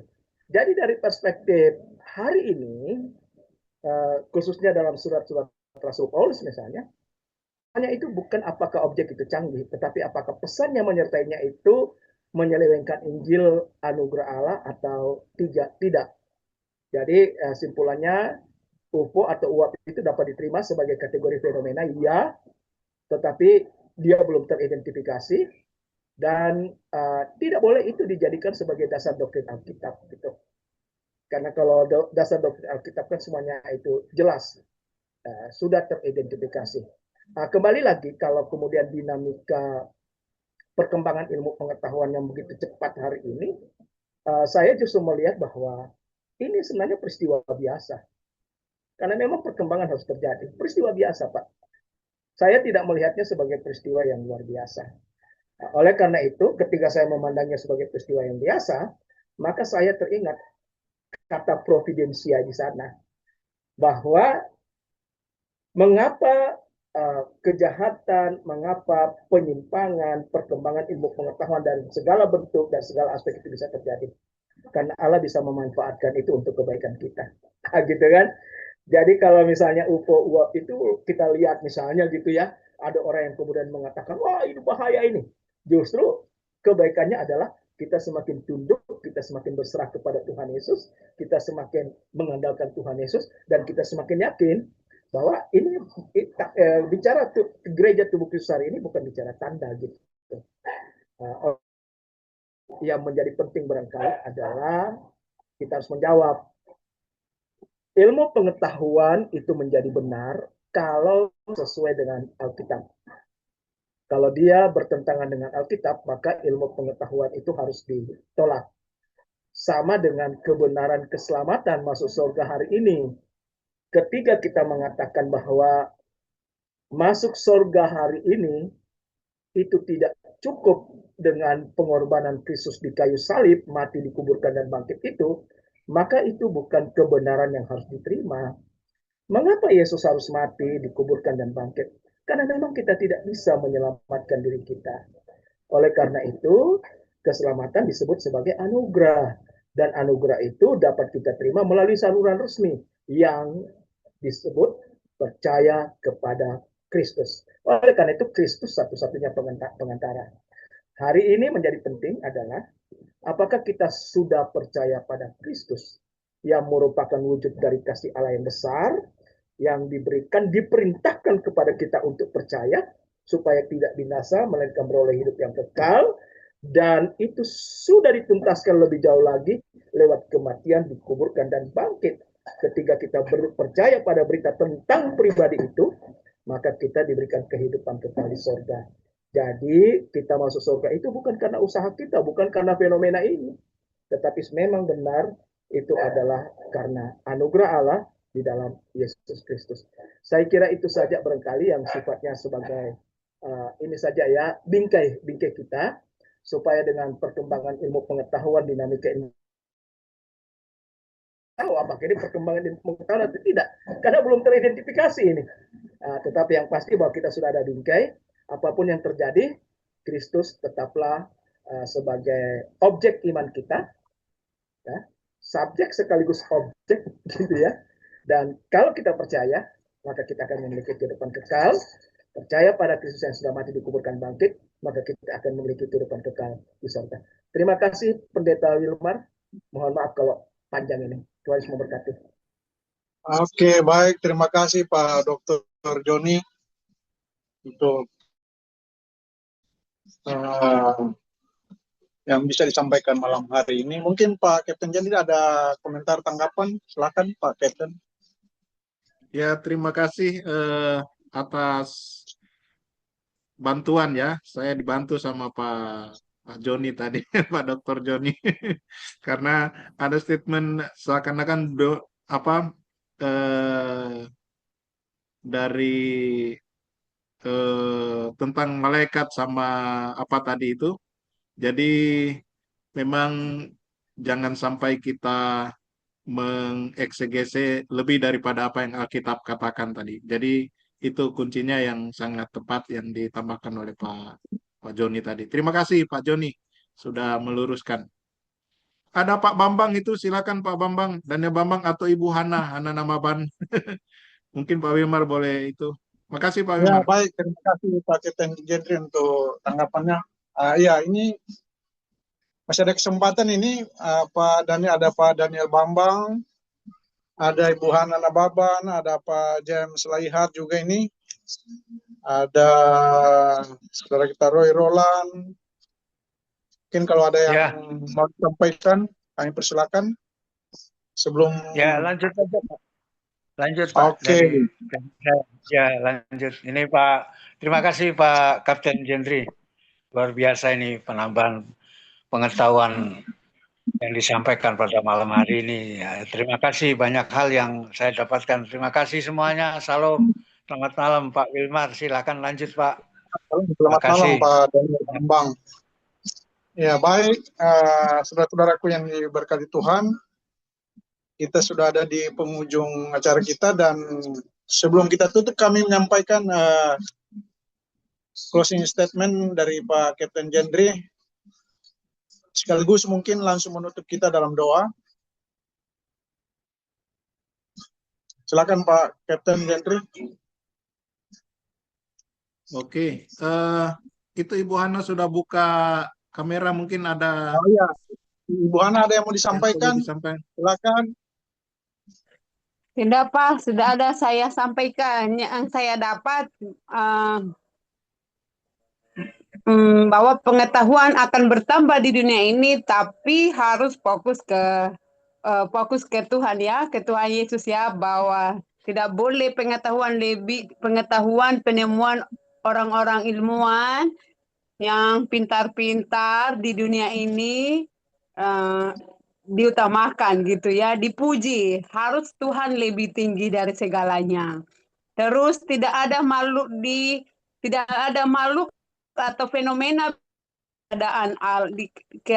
di luar ya. Yang Bapak bilang tadi Roma 11 ayat 36 dan Efesus 1 ayat 11. Jadi kita di dunia ini orang percaya harus menguji setiap klaim anomali tadi dengan firman Tuhan ya. Jadi Bapak Ibu, saya juga diberkati karena apalagi kan orang-orang Singapura atau negara-negara banyak menemukan kayak drone. Nah, jadi kita tidak boleh kita menurut Hana boleh kita jempol dengan pengetahuan mereka karena itu adalah hikmah yang daripada Tuhan, karena Tuhan bilang juga kepada manusia harus belajar ya, belajar dan karena Tuhan mensuplai pengetahuan kepada kita, walaupun pengetahuan itu katanya pengetahuan melelahkan ya, pengetahuan semakin banyak tahu semakin banyak kelelahan katanya menurut Amsal Salomo. Tapi kita harus kembali lagi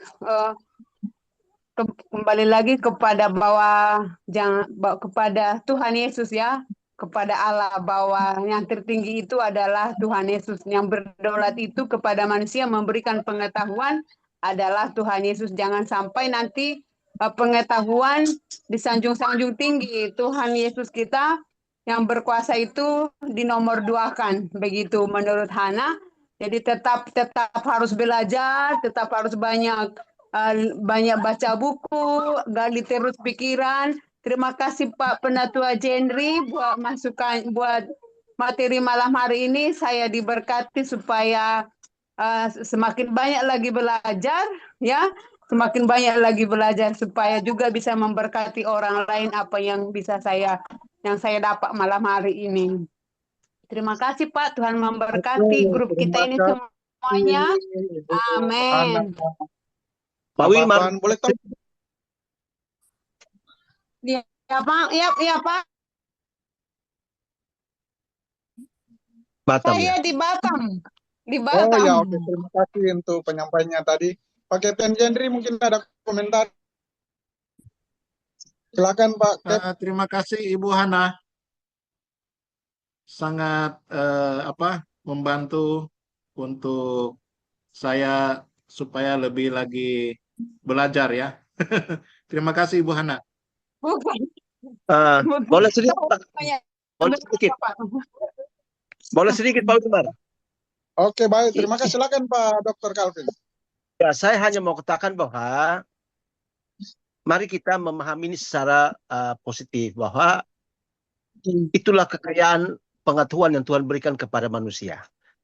Iya. Kita bersyukur dengan hasil penemuan apa segala macam. Misalnya penemuan pesawat, kita akhirnya naik pesawat kan. Kalau tanpa penemuan itu, pengetahuan itu, kita juga tahu apa. Iya. Ya, Tuhan tadi Pak siapa tadi yang sudah bilang, itu amanat kebudayaan. Itu kejadian kan. Tapi bumi, pelihara bumi, ya kan? Dia bertanggung untuk ini kan. Nah, jadi karena manusia itu diciptakan sejajar dengan menurut Allah, ya, pengetahuan gambar dan rupa Allah, maka pengetahuan pikiran Allah itu juga diinisiasikan kepada manusia untuk terus, ya kan, yang berkembang bertambah ini dari berbagai segmen ini. Kita bersyukur karena dengan itu hanya tadi dibilang sehebat apapun untuk Iwana tadi bilang tidak boleh melebihi, karena itu kedaulatan dan kemahakuasaan Allah. Ya kita bersyukur. Saya sih pribadi bersyukur bahwa penemuan-penemuan manusia, saya bisa naik pesawat kemana-mana. Bapak juga bisa pada kapal, kerja kapal segala macam. Itu semua. Mulai dari segala macam penemuan pesawat terbang, penemuan HP, teknologi, kita pakai semua aja semua untuk demi kemuliaan Tuhan. Ya kan? Jadi kita bersyukur untuk para ilmuwan yang Tuhan sudah berikan, sehingga mereka kita semua juga akhirnya kita belajar tentang kitab toh. Jadi apa yang dikatakan kitab ikutin itu. Udah. Ya, jadi apapun itu menjadi jadi lalu terakhir menyangkut masalah tadi Bapak sudah singgung soal masalah Israel. Memang konteks Israel, ya. Tapi sekarang kita hidup di mana? Di situasi yang sama, di zaman yang sama. Yesus berbicara pada waktu konteks Israel. Belum ada gereja toh? Nah, gereja itu lahir Matius 16 ayat 18 setelah Israel gagal jadi berkat bagi dunia. Nah, setelah Israel secara personal percaya Yesus, bangsa-bangsa non Israel percaya Yesus, jadilah gereja yang menurut Efesus tema itu kan. Nah, sehingga jadi apa yang Tuhan Yesus katakan kepada kan waktu itu belum ada gereja. Ya konteks Israel itu juga terjadi. Misal sekarang, kalau besok itu dikatakan itu besok dunia kiamat, kita gereja bebas enggak juga. Hanya kita bersyukur. Saya pernah debat yang salah seorang pakar. Gitu. Mungkin gereja nggak sama. Baca itu Efesus 1 ayat 13 sampai ini nggak sama. Paulus berkata, kami dahulu, kata kami umat, kamu itu bangsa non Yahudi. Kami dahulu sudah dijanjikan kok. Tetapi pembanding, kami setelah percaya dulu baru Kudus ini. Baru kita jadi umat pilihan. 1 Petrus 2 ayat 10 kan? 9-10 dulu kamu bukan umat, sekarang jadi umat. Itu bangsa Israel, bangsa non-Yahudi. Nah, banyak orang sekarang apa? Saya mungkin agak beda, Pak. Orang bilang kita lah Israel rohani. Rohani dari mana? Gereja dibangun oleh Yesus sendiri kok. Hei Israel, kamu gagal. Yohanes 1 ayat 11. Ya kan? Di satu cukup jelas. Lalu apa? Coba aja Bapak teriak-teriak di gereja sampai Bapak punya gereja. Kita lah Israel rohani, kita lah gereja dibakar. Saya tantang satu pendeta besar, nggak berani. Saya coba Bapak teriak itu. Gereja Israel. Hanya keduanya menjadi umat pilihan, umat tebusan. Jadi saya suka pisah begini. Kalau Israel umat pilihan, kita umat tebusan. Ya sama. Israel percaya dulu. Baru ini. Kalau nggak percaya, sampai sekarang Israel belum percaya itu Yesus sebagai Mesias. Tunggu nanti perang Harmagedon. Ya kalah dulu baru hands up. Baru minta pertolongan. Baru Yesus datang. Nah itu Mesiasnya.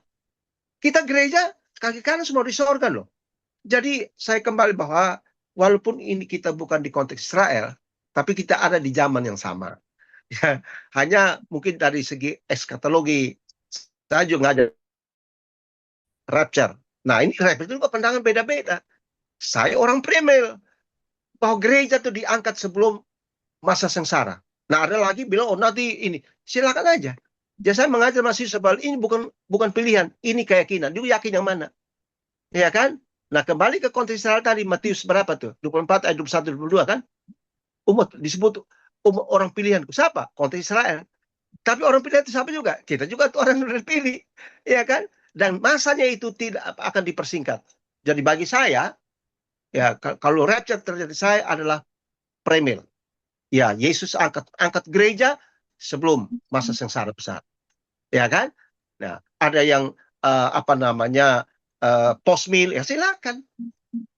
Ya, jadi tapi kita bersyukur karena Tuhan Allah mengasihi kita, Dia selamat kita.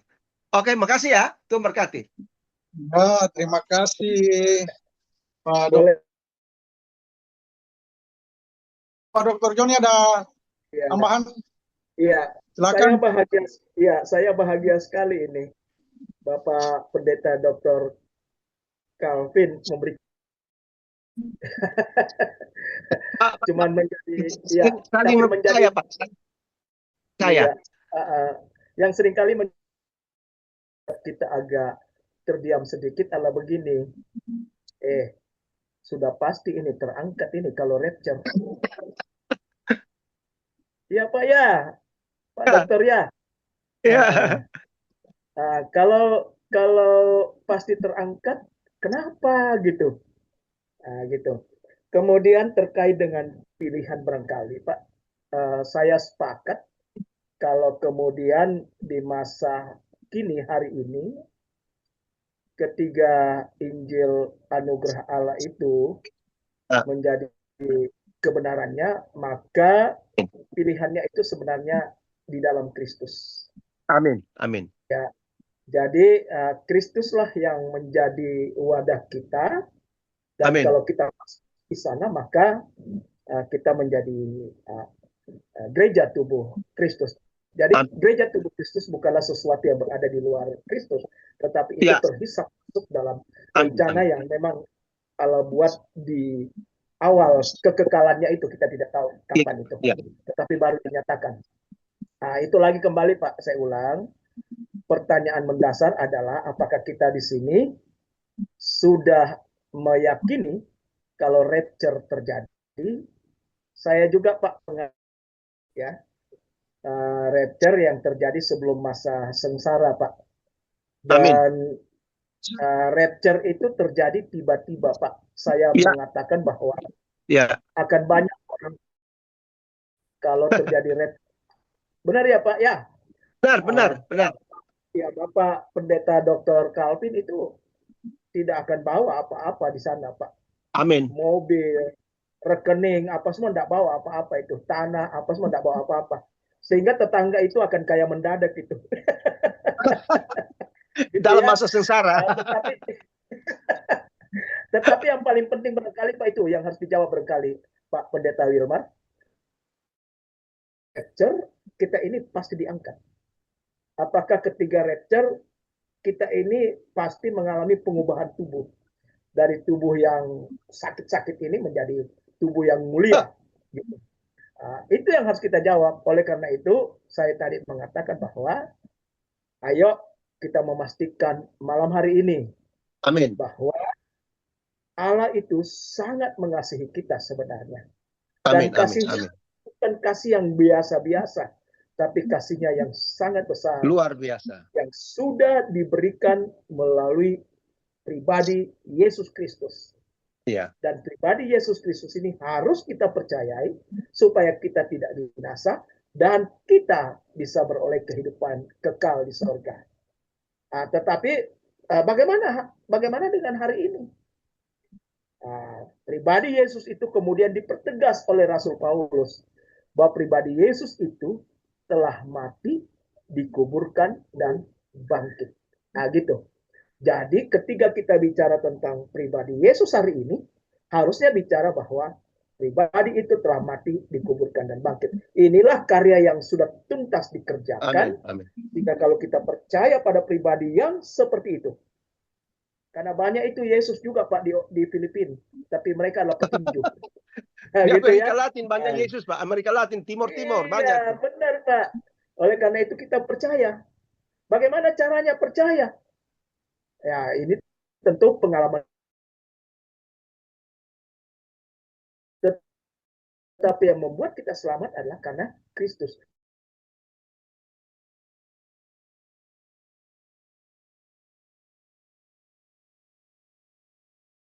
Pribadi yang sudah mati harus kita percayai. Saya pada berita itu. Nah, dengan demikian, jangan sampai cuma di sini Pak pengharapan kita, di otak saja. Atau cuma di mulut. Ya, atau cuma di mulut ini pengharapan kita, kepastian kita. Tetapi kepastian kita harusnya itu adalah sesuatu yang memang kita hidupi, gitu ya. Ya memang sudah pasti kalau Yesus datang, saya pasti terangkat, gitu. Amin. Terangkatnya Amin. kemana Pak? Ya, kita kan cuma terangkat di awan-awan ya Pak ya, benar ya Pak Pendeta Calvin? Iya. Iya, karena kita mengikuti pesta global. Kita ke surga. Betul ya Pak? Iya, betul Pak. Oke. Dengan Jadi kalau begitu Pendeta Calvin dan saya akan sama-sama terangkat. Tapi kalau apakah kita saling berkenalan nanti di sana Pak, saya kurang tahu Pak. Oh pasti, karena dalam tubuh baru Pak, itu jawabannya itu Pak di dalam 1 Tesalonika 4 ayat 13 sampai 18 ya. Nah, tadi soal panggilan itu konsep Paulus itu jelas. Efesus 1 ayat 8. Ayat 4. Di dalam kalau seandainya saya jadi anak-anak sekarang Pak, gitu ya. Saya jadi anak-anak, lalu kemudian bertanya ke Pendeta Calvin gitu, Pak Pendeta, kalau besok meninggal ke surga atau bagaimana? Rapture belum terjadi Pak, toh? Ini ke surga atau gimana ini Pak? Nah, seandainya saya anak-anak ini bertanya ke Pendeta Calvin gitu, atau bertanya kepada semuanya ini, kalau mati besok kemana kita? Bagaimana Pak Pendeta Calvin? Ini belum Ya, jadi kalau saya punya pemahaman begini, Pak. Saya mulai Efesus 1 ayat 4. Di dalam dia Allah telah memilih kamu sebelum dunia dijadikan. Kata Yunani sebelum dunia dijadikan itu adalah kata perbolis kosmo. Artinya ini sebelum dunia dijadikan, sebelum satu.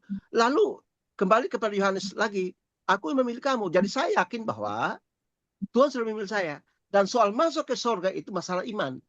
Saya percaya bahwa hari ini, besok atau malam ini saya mati, saya tetap masuk ke dalam surga. Karena iman itu. Amin, amin. Ya, amin. Ya kan? Bagi pengalaman Ya. dulu Pak, bagaimana Bapak meyakini bahwa Bapak itu sudah percaya? Ya, Apakah ada yang dilakukan Pak sebelumnya? ya artinya gini, kita kan punya masa lalu Pak. Ya, saya punya masa lalu ini. Nah, itu kan melalui pertobatan ya. Setelah bertobat, lalu di dalam 2 Korintus 5 ayat 17 itu kan, yang lama sudah bersama dalam Kristus, ia adalah ciptaan baru. Yang lama sudah berlalu, yang baru sudah datang. Nah, ketika kita sudah diciptakan baru dalam Kristus, maka kita harus mempertahankan iman itu kepada Kristus dan tidak lagi berbuat halal. Saya sekarang bimbing tesis Pak, mahasiswa S2, itu dia komparatif antara Roma pasal 3 dan 4 dan Yakobus pasal 2 Pak. Nah, Paulus lebih bicara tentang iman. Manusia diselamatkan karena iman kepada Kristus, karena anugerah. Itu tidak ada andil di situ. Maka itu menjadi teologi Martin Luther. Ya, sola gratia. Tapi sola gratia dikasih cuma-cuma itu harus diterima dengan iman. Sola fide. Nah, Paulus katakan itu karena kasih karunia karena imanmu kepada Kristus, bukan perbuatan baik. Tapi Yakobus juga menegaskan, menyempurnakan bahwa iman tanpa perbuatan adalah kosong. Jadi untuk apa orang beriman, percaya Yesus tapi dia tidak melakukan hal yang baik? Ini bermasalah, tidak bermasalah juga. Jadi dua-duanya harus seimbang. Saya beriman, tapi saya juga harus melakukan hal-hal yang baik sesuai dengan firman Tuhan. Ya kan? Sehingga Pak Pendeta Calvin, minta maaf ini Pendeta Wilmar, ada satu lagi. Ini bisa saja terjadi Pak ya, bahwa kita mengaku bahwa kita sudah beriman, lalu kemudian ada satu kondisi kita jatuh dalam dosa Pak, dan dalam keadaan jatuh dalam dosa itu kita mati. Bagaimana Pak? Tetap ke surga? Nggak bisa. Jadi gini Pak, saya jadi pernah khotbah di jemaat bisa saya. Hilang Pak ya? Oke, Ya, Pak Dr. Joni, mohon maaf ya Pak Dr. Joni. Mungkin nanti menarik. nanti Grace Ministry bisa mengundang Pak Dr. Calvin untuk bisa menyampaikan materi juga. Nanti saya coba usulkan menyampaikan materi. Ya, bisa saya juga tentang soteriologi. Ya, atau apalah. Saya ngajar soteriologi, Pak. Ya, nanti akan ada topik tertentu. Dr. Calvin. Ini sangat menarik kalau mengikuti diskusi malam hari ini dari Pak Dr. Calvin juga ini. Ya, saya nanti coba akan usulkan ke Sekjen Grace Ministry. Jadi bisa mengundang Pak Dr. Calvin. Saya kan ngajar eskatologi sama soteriologi, Pak. Dogma 31 sampai 4. Jadi mungkin hal-hal seperti ini kita angkat, Pak ya, supaya bagus. Kita diskusi saling melengkapi. Kita nanti bangun kebersamaan dari perbedaan. Ya, perbedaan bukan apa, tapi itu memperkaya kita. Saya senang Pak Bambang malam ini luar biasa. Amin. Pak Bambang. Terima kasih Pak Dr. Calvin, Pak Dr. Joni. Ya, saya nanti akan coba rekomendasikan nanti ke Sekjen Grace bisa mengubah materi teologi atau apalah materinya nanti. Apa Kapten Jendri ada? Ya. Silakan Pak Kapten Jendri, ada komentar?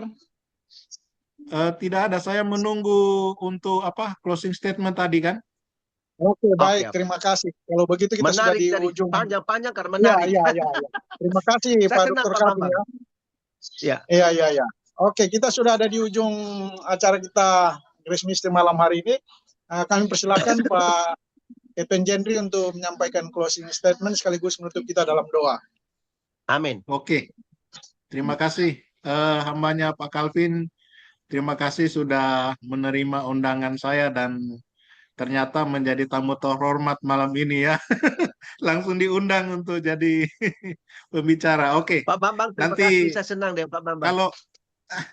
kalau Tuhan kehendaki nanti kita lanjut di warung kampung kecil. Kampung kecil. Saya tunggu Pak, itu yang saya tunggu. Oke. Oke. Puji Boleh Tuhan. tahu Pak Terima Bambang di kasih. mana? Boleh tahu Pak Bambang tinggal di mana, Pak? Boleh tahu Pak Bambang tinggalnya di mana? Pak Bambang, Pak Pak Bambang. Dr. Bambang. Siapa Pak kita? Pak Joni. Development. Ya? Pak Pak Joni Joni, di Manado. Saya di Manado. Manado. Di Manado, Nanti Pak. kita baku dapat di Manado, Pak. Saya mau ke Manado bulan Kapan? Agustus, rencana Agustus mau ke Manado. Kalau Oh, kita ya. main itu orang Mantap. Manado apa, Pak? istri, Baku main tua. dekat orang, Pak. Baku dekat. Bapak di mana? Tolong dicatat, Pak, nomor. Isi Pendeta Wilmar izin Pak Cap Jendri. 08 0815 ya 11 11 12 12 12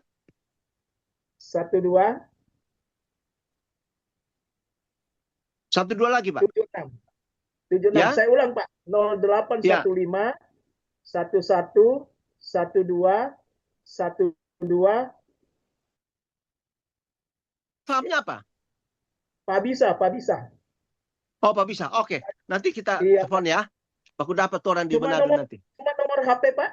Enggak Oh nomor ya, nanti rekening? saya save ya. Saya save baru saya kasih tahu Bapak ya.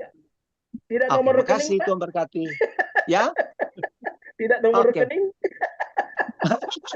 Oke. boleh saya nomor rekening kasih ke Bapak. Boleh tahu Pak Dr. Calvin dari mana asal Pak? Beta dari Kupang, NTT. Oh, dari Kupang NTT. Oke. Puji Ya. Tuhan. Terima kasih. Istri saya dari Manado, dari Tomohon. Oke. Oh, ya. Baku dekat orang. Pak. Kami Puji dua Tuhan. sama-sama pendeta. Kami dua Oke. sama-sama Oh, pendeta. puji Tuhan. Amin. Siap. Oke. Oke, Pak Oke. Joni. Nanti kita baku Terima dapat. kasih. Silakan Orang baku Pak dapat di Captain Manado Jendri. nanti. Oke, siap Pak. Wah. Ya. Ini berkatnya Pak Jen. Pak Jen bisa